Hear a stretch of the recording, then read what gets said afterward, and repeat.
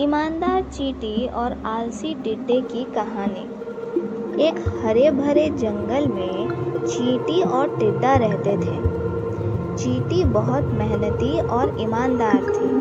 वह रोज सुबह से शाम तक अनाज के दाने इकट्ठा करती और उन्हें अपने बिल में सहेज कर रखती।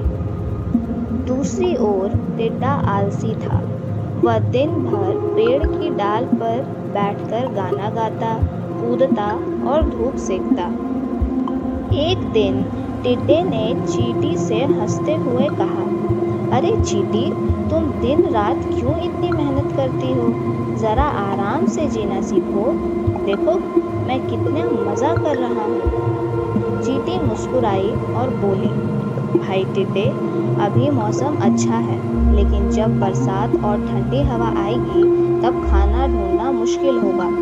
उस समय मेहनत काम आएगी। टिड्डे ने हंसते हुए कहा, बरसात तो साल में कभी कभार आती है, तब देखी जाएगी। फिलहाल तो जीवन का आनंद लो। चींटी ने उसे फिर समझाया, मित्र, आनंद लेना गलत नहीं, लेकिन ईमानदारी से मेहनत भी जरूरी है। बिना मेहनत के सुख टिकता नहीं। समय बीता और कुछ दिन बाद बरसात शुरू हो गई।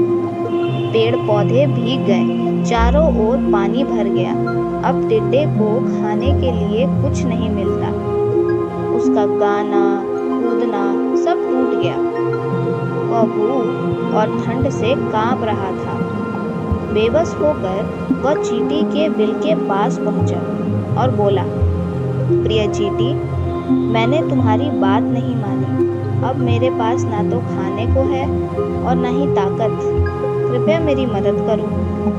चींटी ने सोचा, अगर मैं इसे खाना दूं तो ये आगे भी आलसी हो रहेगा, लेकिन अगर इसे एक सबक मिले तो भविष्य में सुधरा हुआ होगा।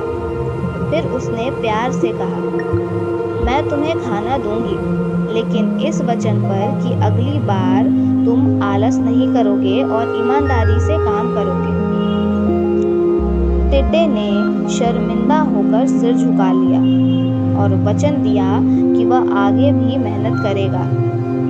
चींटी ने उसे अनाज दिया और टिड्डे ने कृतज्ञ होकर उसे धन्यवाद कहा। उस दिन से टिड्डा भी मेहनत करने लगा।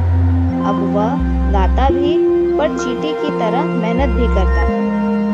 ये कहानी हमें यह शिक्षा देती है कि ईमानदारी और मेहनत का फल हमेशा मीठा होता है। आलस्य से सुख नहीं, केवल दुख